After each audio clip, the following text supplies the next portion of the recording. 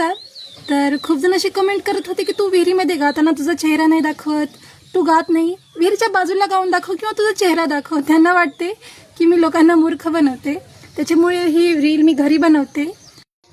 सुन्या सुन्या मैफिलीत माझ्या, सुन्या सुन्या मैफिलीत माझ्या, तुझेच मी गीत गात आहे अजूनही.